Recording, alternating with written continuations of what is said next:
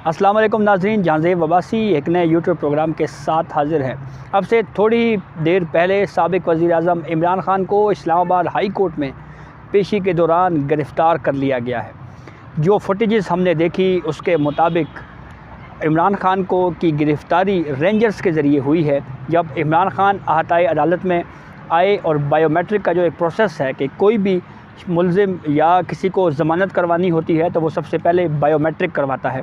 तो बायोमेट्रिक के प्रोसेस के दौरान ही रेंजर्स एहलकार आए, उनकी जानिब से इमरान ख़ान को गिरफ़्तार किया गया और फिर उसके बाद उनको गाड़ी में बिठाया गया। और अब तक की ताज़ा जो अहम तरीन इतलात हैं उसके मुताबिक इमरान ख़ान को नैब रावलपिंडी में मुंतकिल किया गया है। जो गिरफ़्तारी के मनाज़र हमने देखे, जो फुटेजेस चल रही हैं, उसमें इमरान ख़ान को पकड़ कर लेके जाया गया और फिर गाड़ी में बिठाया गया।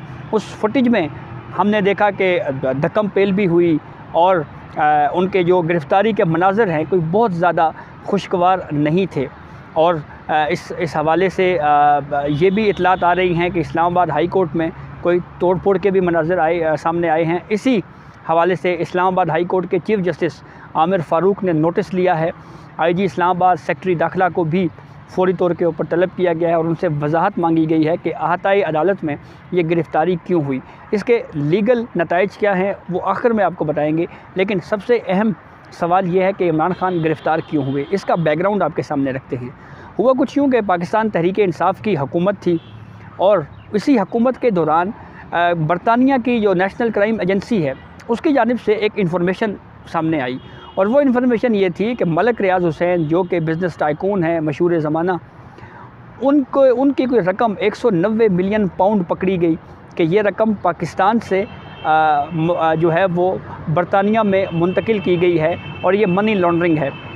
ये इतला पाकिस्तान की हुकूमत को दी गई और ये कहा गया कि हमने आपकी ये मनी लॉन्ड्रिंग पकड़ी है, ये इतने पैसे हैं। इमरान ख़ान उस वक्त हुकूमत में थे। उन्होंने क्या किया, उन्होंने कहा जी कि ठीक है आप हमें पैसे दें।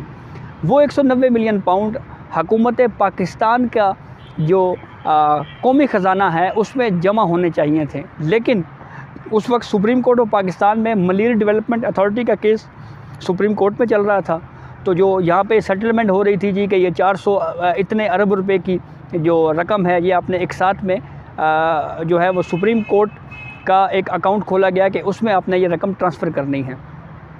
तो इमरान ख़ान ने वो 190 मिलियन पाउंड की रकम जो कौमी ख़जाने में जमा होनी थी वो इनडायरेक्ट हम कहें तो वो दोबारा मलिक रियाज़ हुसैन को दे दी गई। और मुबैना तौर के ऊपर इस सेटलमेंट के इवज़ इमरान ख़ान की अहलिया बुशरा बीबी को जेलम के अंदर उनकी एक ट्रस्ट है अलकादर ट्रस्ट, वहाँ पर 458 एकड़ ज़मीन अलॉट की गई। ये वो मुबैना केस है जिसके ऊपर नैब तहकीकात कर रही थी और इस तहकीकाती अमल में एक मरतबा कॉल ऑफ नोटिस मलिक रियाज़ को भी दिया गया था और जो जो गिरफ़्तारी के वारंट जो अब सामने आई हैं उसमें भी अलकादर ट्रस्ट का जिक्र है कि इसी हवाले से इसी वजह से इमरान ख़ान को गिरफ़्तार किया गया है। और अब जो नैब की हालिया तरामीम हुई हैं जिसको इमरान ख़ान ने सुप्रीम कोर्ट में चैलेंज भी कर रखा है, वो इन तरामीम से मुत्तफ़िक नहीं हैं, इसके ख़िलाफ़ हैं। उस नैब की नई तरामीम के तहत इमरान ख़ान जो है वो 14 दिन तक नैब की कस्टडी में रह सकते हैं इस नई तरामीम के तनाजुर में। हालांकि इससे पहले जो नैब लॉ था उसमें इनडेफिनिट पीरियड तक 20 सियासतदान जो है वो नैब की तहवील में रहते रहे हैं और इस इनडेफिनिट पीरियड तक नैब की तहवील में रहना या 90 दिन तक नैब की तहवील में किसी मुल्ज़िम को रखने का जो अमल है इमरान ख़ान इसको सपोर्ट करते रहे हैं माजी में। लेकिन अब नैब की हालिया तरमीम जो इमरान ख़ान ने सुप्रीम कोर्ट में चैलेंज कर रखी हैं उसके तहत इमरान ख़ान को कम से कम 14 दिन तक नैब की तहवील में वो रह सकते हैं। इन्वेस्टिगेशन प्रोसेस जो है वो चल सकता है। जहाँ तक जो मैंने आपको बताया कि जो गिरफ़्तारी के मनाज़र हैं वो कोई ज़्यादा खुशगवार नहीं हैं। ये गिरफ़्तारी जो है वो थ्रू प्रॉपर चैनल और कानून के दायरे कार में रहते हुए भी की जा सकती थी और अहाताए अदालत में इसकी गिरफ़्तारी की गई। माजी में भी हमारी पाकिस्तान की सियासी तारीख़ बड़ी तल्ख़ है, इसी तरह से सियासतदानों को गिरफ़्तार किया जाता रहा है। आपको याद होगा मरियम नवाज़ साहिबा अपने वालिद साबिक़ वज़ीर-ए-आज़म नवाज़ शरीफ से मिलने अडयाला जेल में गईं और उस वक्त नैब हुकाम ने मरियम नवाज़ को वालिद के सामने गिरफ़्तार किया था, उसके ऊपर भी बड़े जो है वो जश्न मनाया था पाकिस्तान तहरीक इंसाफ की जानिब से। लेकिन बहरहाल ये मौका नहीं है कि इसको भी कोई अच्छा अमल करार दिया जाए।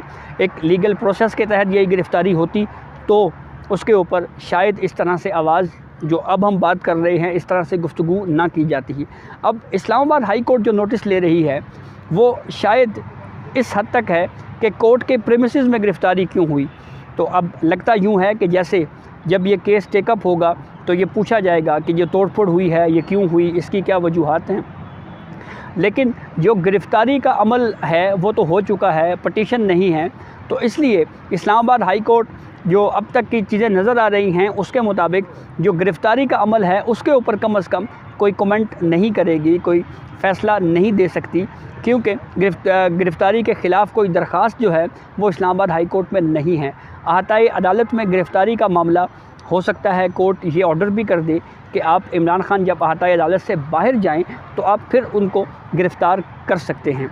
काफ़ी अहम और बड़ी डेवलपमेंट हुई है। इमरान खान जिनके ऊपर जो है वो काफ़ी ज़्यादा मुकदमात की तादाद थी और इनके बारे में ये ख्याल किया जा रहा था कि ये इदारों के लाडले हैं, इनको गिरफ़्तार नहीं किया जा रहा और शायद पहली मरतबा अब इमरान खान को बाकायदा तौर के ऊपर हथकड़ी लगने जा रही है।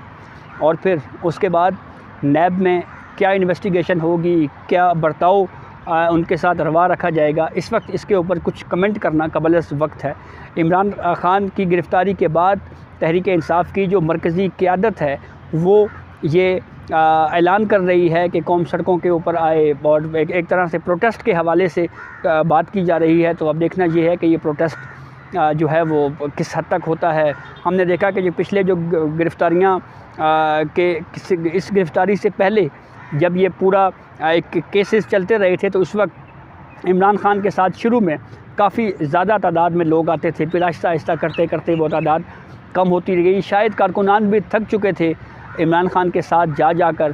फिर इसमें जो टिकट्स की तकसीम है उसके ऊपर भी पीटीआई के अंदर इख्तलाफात मौजूद थे और काफ़ी ज़्यादा इस पर भी बातें हुई कि जो हकदार थे उनको टिकट्स नहीं दिए गए। इस वजह से भी जो कारकुनान हैं उनके अंदर जो है वो इख्तलाफ पाया जाता था। बहरहाल जो जिस अंदाज़ में गिरफ़्तारी हुई, इस गिरफ़्तारी के अमल के ऊपर सवालात मौजूद हैं। कोई बहुत ज़्यादा खुशगवार मनाज़र नहीं हमने देखे जो फुटेजेस अब तक जारी हुई हैं उसके मुताबिक।